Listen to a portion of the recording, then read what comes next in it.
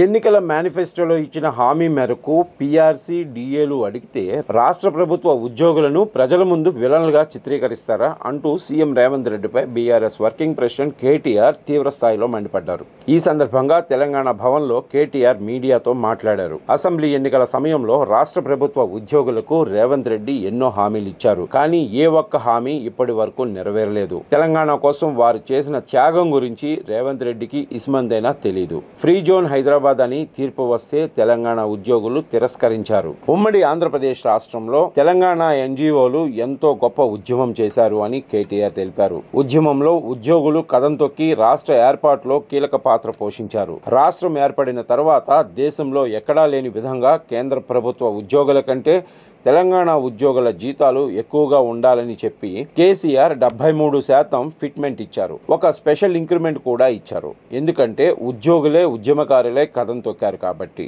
Pen down చేశారు. సకల జనుల సమ్మె చేసి తెలంగాణ కోసం కొట్లాడారు. కానీ ఇవాళ వారిని అవమానించారు. రాష్ట్ర ప్రజలతో వారికి చిచ్చు పెడుతున్నారు. రేవంత్ రెడ్డి ఉద్యమ ద్రోహి. కానీ మేం ఉద్యోగులను కడుపులో పెట్టుకుని చూసాం. ఉద్యోగ సంఘాల నాయకులకు కీలక పదవులు ఇచ్చాం. మంత్రి, ఎమ్మెల్యేలు, ఎమ్మెల్సీలు, కార్పొరేషన్ చైర్మన్లు అయ్యారు. అలా కేసీఆర్ ఉద్యోగులను గౌరవించారు అని కేటీఆర్ గుర్తు చేశారు. ఇవాళ మీరు మేనిఫెస్టోలో చెప్పిన దాన్నే ఉద్యోగులు అడుగుతున్నారు.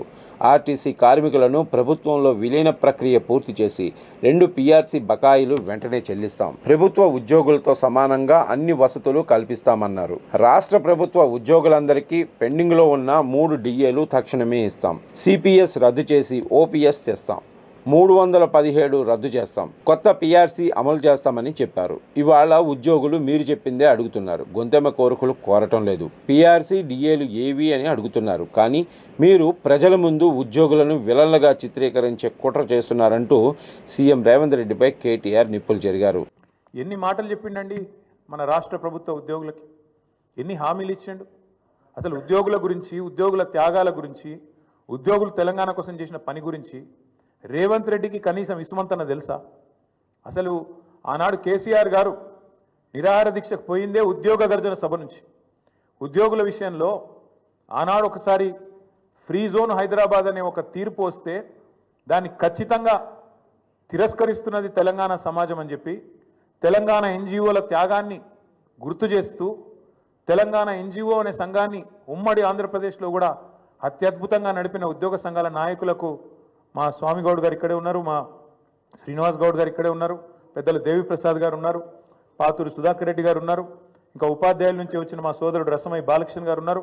ఇట్లా ఎంతోమంది ఆనాడు ఉద్యమంలో కదం దొక్కితే వారి త్యాగ స్ఫూర్తితో అల్టిమేట్గా తెలంగాణ వచ్చింది. కాబట్టే కేసీఆర్ గారు దేశంలో ఎక్కడ లేనట్టు కేంద్ర ప్రభుత్వ ఉద్యోగుల కంటే ఎక్కువ ఉండాలి మన తెలంగాణ ఉద్యోగుల జీతాలని చెప్పి 73% ఫిట్మెంట్ ఇచ్చిండు.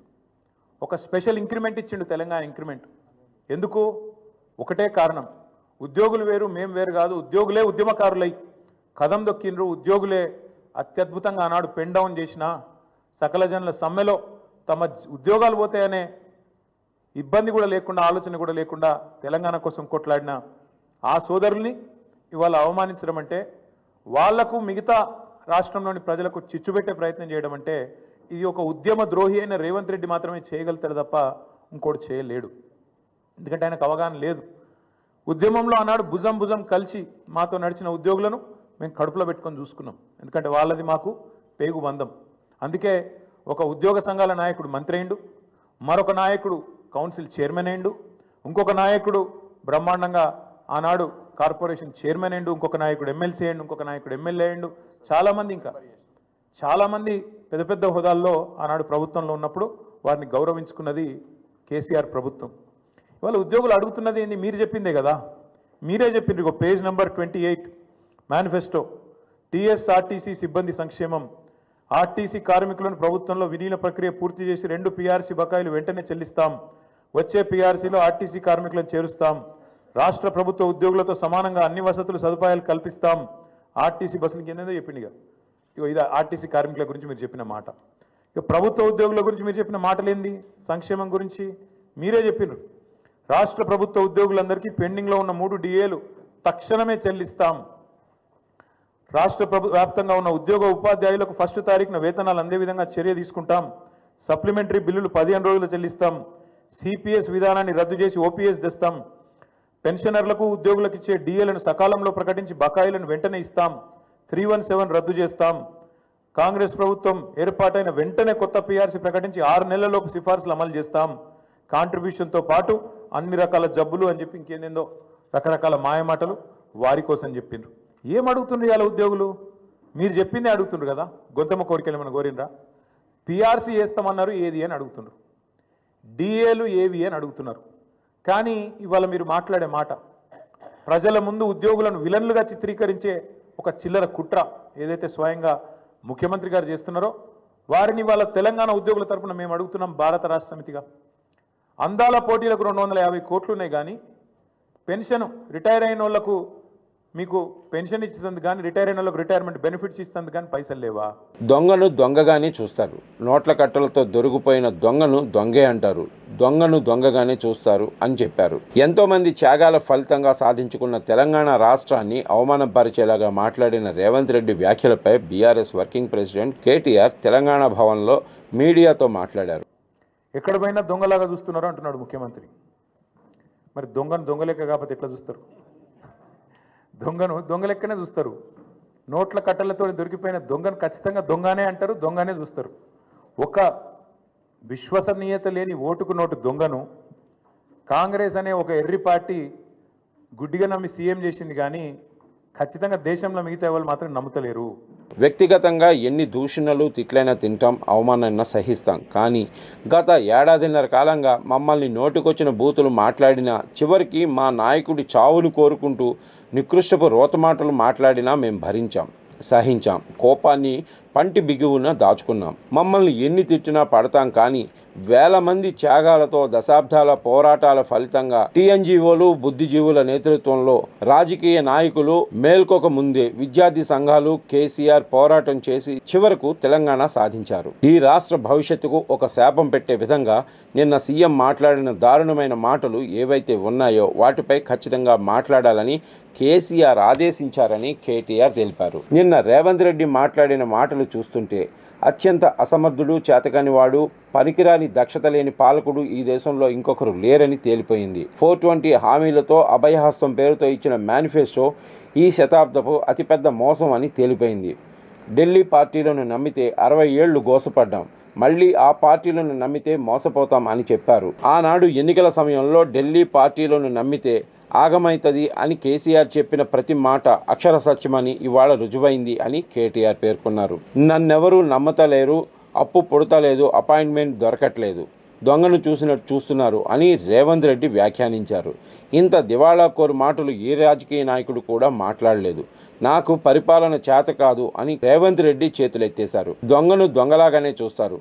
నోట్ల కట్టలతో దొరికిపోయిన దొంగను దొంగే అంటారు, మోసగాళ్లను దొంగలే అంటారు. దొంగ చేతికి కాంగ్రెస్ పార్టీ తాళాలు ఇచ్చింది. సరిగ్గా 3 ఏళ్ల క్రితం రాహుల్ గాంధీ వరంగల్కు వచ్చి రైతు డిక్లరేషన్ పేరిట 2 లక్షల రుణమాఫీ, రైతు బంధు కింద 15,000 రూపాయల పెంపు, కౌలు రైతులకు రైతు బంధు, రైతు కూలీలకు న్యాయం చేస్తామని వ్యవసాయ డిక్లరేషన్లో చెప్పి 3 ఏళ్లు దాటింది. కానీ ఏ ఒక్కటి పూర్తి స్థాయిలో అమలు కాలేదు. తప్పు చేసింది రాహుల్ గాంధీ. దొంగ చేతికి తాళాలిచ్చి ఇవాళ తెలంగాణ చేతికి చిప్పవచ్చే పరిస్థితి చేసింది రాహుల్ గాంధీనే. ఇందుకు ఆయనే బాధ్యుడు అని కేటీఆర్ పేర్కొన్నారు. ఎందుకు ఈ ఫ్రస్ట్రేషన్ అని మా నాయకులంతా కలిసి మాట్లాడుకుంటూ వచ్చాం. అధికారంలోకి వస్తామని వారు అనుకోలేదు. అడ్డగోలు హామీలు ఇచ్చారు. ఇవాళ ఏం చేయాలో తెలుస్తలేదు. మొత్తం నాశనం చేశారు. దొంగ ఇవాళ ప్రజల నుంచి తప్పించుకోవడానికి మార్గాలను వెతుక్కుంటూ ఆ పద్ధతుల్లో రేవంత్ రెడ్డి మాట్లాడుతున్నట్టు కనిపిస్తోందని కేటీఆర్ అన్నారు.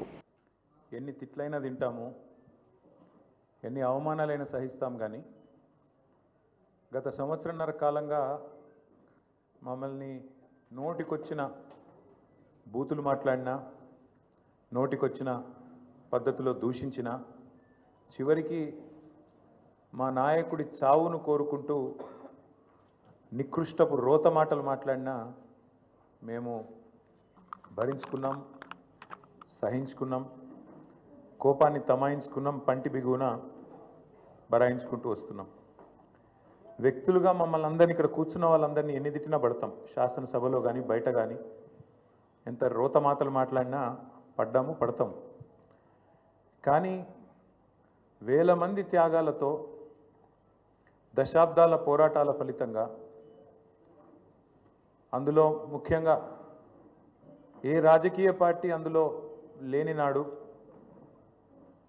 ఆనాడు టీఎన్జిఓలు అమోస్ గారి నేతృత్వంలో ఇంకా అంతకంటే ముందు బుద్ధిజీవుల నేతృత్వంలో రాజకీయ నాయకులు కనీసం ఆనాడు మేలుకోకముందే మేలుకొని విద్యార్థులు ఉద్యోగ సంఘాల నాయకులు పోరాటానికి శ్రీకారం చుట్టి అల్టిమేట్గా కేసీఆర్ గారి నాయకత్వంలో అమరుల త్యాగాల ఫలితంగా ప్రజల ఆశీర్వాదంతో సాధించిన తెలంగాణ రాష్ట్రాన్ని అవమానించే విధంగా ఈ రాష్ట్ర భవిష్యత్తుకు ఒక శాపం పెట్టే విధంగా నిన్న ముఖ్యమంత్రి రేవంత్ రెడ్డి మాట్లాడిన దారుణమైన మాటలు ఏవైతున్నాయో అని చూసిన తర్వాత ఆరోగ్యం బాగాలేకపోయినా ఇంకోటి బాగాలేకపోయినా ఏదేమైనా సరే ఖచ్చితంగా నువ్వు పోవాల్సిందే, మాట్లాడాల్సిందే. పార్టీ తరపున పార్టీగా మనం చెప్పాలి మన వాదన, పార్టీగా మనం చెప్పాలి తెలంగాణ ప్రజలకు కొన్ని వాస్తవాలు అని మా అధ్యక్షులు తెలంగాణ తొలి ముఖ్యమంత్రి కేసీఆర్ గారి ఆదేశం మేరకు ఇవాళ మనందరం ఇక్కడ కూర్చుని ఉన్నాం.